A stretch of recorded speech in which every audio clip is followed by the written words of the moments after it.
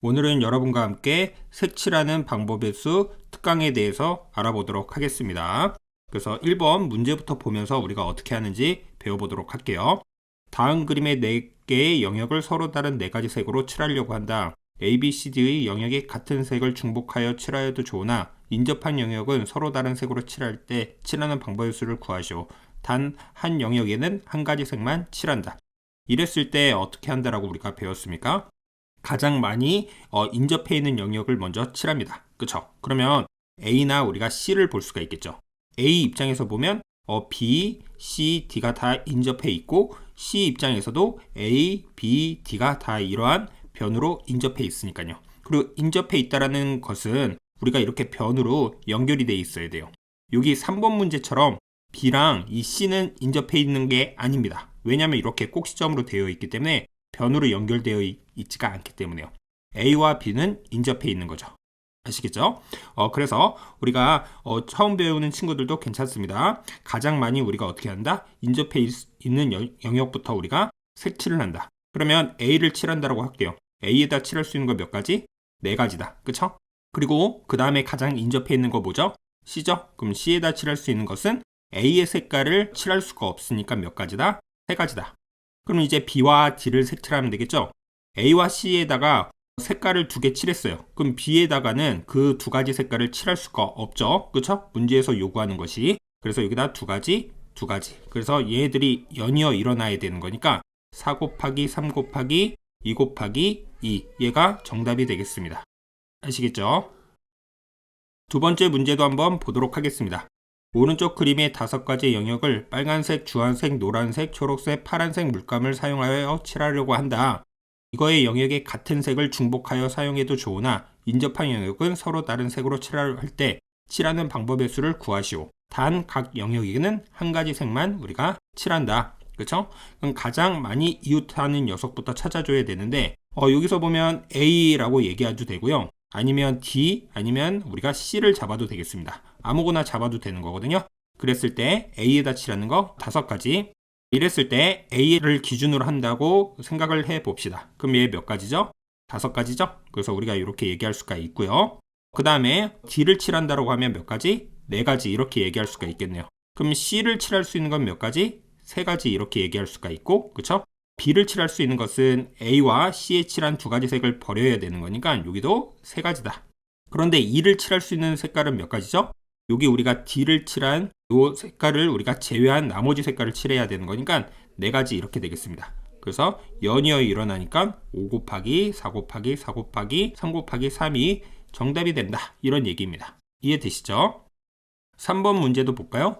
다음 그림의 5가지의 영역을 서로 다른 5가지 색으로 칠하려고 한다. 이거의 영역에 같은 색을 중복하여 사용하여도 좋으나 인접한 영역은 서로 다른 색으로 칠할 때 칠하는 방법의 수는 단 각 영역에는 한 가지 색만 칠한다. 이렇게 있습니다. 그러면 A에 칠할 수 있는 게 몇 가지?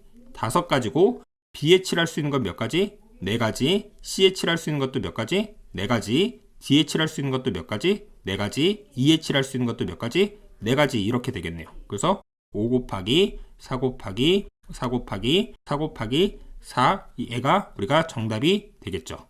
이해되십니까?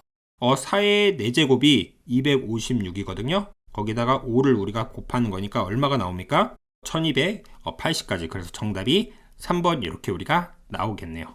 이해되시죠? 여기서 얘가 4, 4인 이유는 얘랑 우리가 인접해 있지 않고 여기랑만 인접해 있는 거니까 이렇게 되겠죠. 이해되시죠? 그래서 잘 인접해 있는지 아닌지 우리가 확인을 한다. 이렇게 우리가 생각해 주시면 되겠습니다. 그 다음에 4번 문제도 마찬가지겠죠? 그쵸? 다음 그림같이 종이배의 서로 다른 5개의 부분을 서로 다른 5가지 색으로 칠하려고 한다. 같은 색을 중복하여 사용해도 좋으나 인접한 구획은 서로 다른 색으로 칠할 때 칠할 수 있는 방법의 수를 구하세요. 이렇게 하면 D를 먼저 칠해야 되겠죠? 그래서 여기 5가지, 4가지. 그럼 B에다 칠하는 건 3가지. C에 칠하는 것도 몇 가지일까요? 3가지죠? E에 칠하는 거는요? 4가지가 아닌 몇 가지다? 3가지다. 그쵸?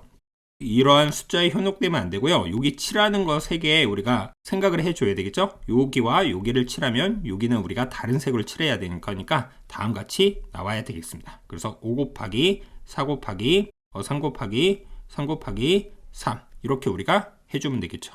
이해되시죠? 그 다음 문제를 보도록 하겠습니다. 다음 그림의 세 개의 영역을 분홍색, 연두색, 남색, 보라색, 검은색 5가지의 색으로 칠하려고 한다. ABC의 영역에 같은 색을 중복하여 사용해도 좋으나 인접한 영역은 서로 다른 색으로 칠할 때 칠하는 경우의 수를 구하시오. 단 각 영역에는 한 가지 색만 칠한다. 이렇게 우리가 있습니다. 아시겠죠? 그러면 우리가 가장 많이 칠할 수 있는 거 B는 몇 가지죠? 5가지고 A에 칠할 수 있는 건 몇 가지죠? 그러면 4가지고 C에 칠할 수 있는 것도 몇 가지죠? 4가지죠. 그쵸? 그래서 5 곱하기 4 곱하기 4 이렇게 우리가 정답이 나오겠네요. 그런데 이제 6번부터는 조금 스타일이 다릅니다. 왜 스타일이 다르냐면요. 요 C에다가 칠하는 것은 가장 많이 우리가 이웃해 있으니까 문제는 우리가 동일하거든요. 그쵸? 5가지로 우리가 칠한다. 그래서 C에다 칠하는 건 5가지인데요. A 입장에서 볼까요? A랑 이웃하고 있는 것은 그쵸? C, B, D 이렇게 됩니다. 그쵸? D도 A, E, C랑 이렇게 이웃되는데요. 다 그런 패턴이에요. 즉 C가 없다라고 한번 생각을 해 봅시다. 그러면 A는 B와 D랑 이웃하고 D는 A와 E랑 이웃하고 E도 B랑 D랑 이웃하고요. B는 A와 E랑 이웃을 해요. 그쵸? 이런 걸 뭐라고 하냐면 대칭형이라고 할게요. 즉 대칭형은 동일하게 개수들이 다 이웃하고 있는 겁니다. A도 2개, B도 2개, E도 2개, D도 2개. 이랬을 때 우리는 2가지 케이스로 나눠서 각각 구한 다음에 얘네들을 합쳐줘야 돼요. 즉 무슨 말이냐? B랑 D를 기준으로 잡아도 되고요. A랑 E를 기준으로 잡아도 되겠습니다. B랑 D를 기준으로 잡을게요. 얘가 같은 색일 수도 있고 얘가 다른 색깔로 칠할 수도 있어요. 그쵸? 그럼 같은 색이라고 해볼까요? B랑 D가 같은 색이다. 그러면 남은 4가지 색으로 칠하는 거죠. 그쵸? 그럼 B에다 칠할 수 있는 것은 4가지일 겁니다. 그쵸? 그런데 조심해야 되는 게 D에 칠할 수 있는 것은 또 4가지라고 하면 안 돼요. 같은 색이라고 했을 때 한 가지예요. 예를 들어 여기 노랑 칠하면 노랑으로 그냥 종속돼야 되잖아요. 파란색이면 파란색, 빨간색이면 빨간색, 초록색이면 초록색 이런 식으로 우리가 돼야 되기 때문에 얘는 한 가지입니다. 그러면 A에 칠할 수 있는 건 몇 가지죠?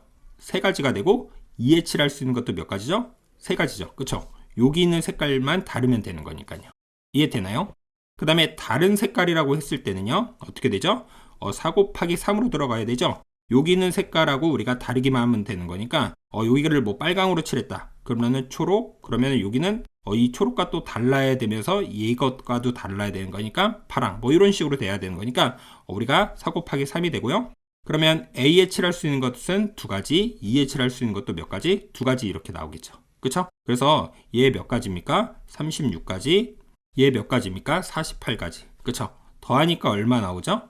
우리가 84가지 이렇게 나오고 여기다가 이제 5를 곱해줘야 되죠? 이거. 그래서 우리가 얼마가 나온다? 420가지가 정답이다. 이런 얘기를 할 수가 있겠네요. 이게 보면 6번하고 7번이 스타일이 똑같습니다. 그쵸? 모양만 살짝 이런 식으로 바꿔놓은 거죠? 똑같아요. 그래서 7번도 우리가 여러분들이 동일한 방법으로 다시 한번 해보면 좋겠고요. 원래 이 대칭형의 대표적인 문제가 8번입니다. 선생님이 좀 더 어려운 문제를 앞에 배치를 했는데요. 원래 대표적인 게 이 문제거든요. 한번 볼게요. 어느 공원에서 다음 그림과 같은 땅을 4개의 영역으로 나누어 서로 다른 4가지 꽃을 심으려고 한다. 이거의 영역에 같은 꽃을 중복하여 심어도 좋으나 인접한 영역은 서로 다른 꽃을 심을 때 꽃을 심는 방법의 수를 구하시오. 단 각 영역에는 한 가지 꽃만 심는다. 이랬을 때 첫 번째 B와 C가 같은 색일 수도 있고 두 번째 B와 C가 다른 색일 수도 있다. 그쵸? 그럼 B와 C가 같은 색이면 4 곱하기 1이고 A에는 3가지, D에도 몇 가지? 3가지다. 그런데 다른 색이다. 그럼 어떻게 하면 되죠? 4 곱하기 3이고 A에는 2가지, D에도 2가지다. 그래서 얘들을 합쳐주면 되겠죠. 이해되나요? 그래서 36가지랑 48가지 이렇게 해서 얼마가 나온다?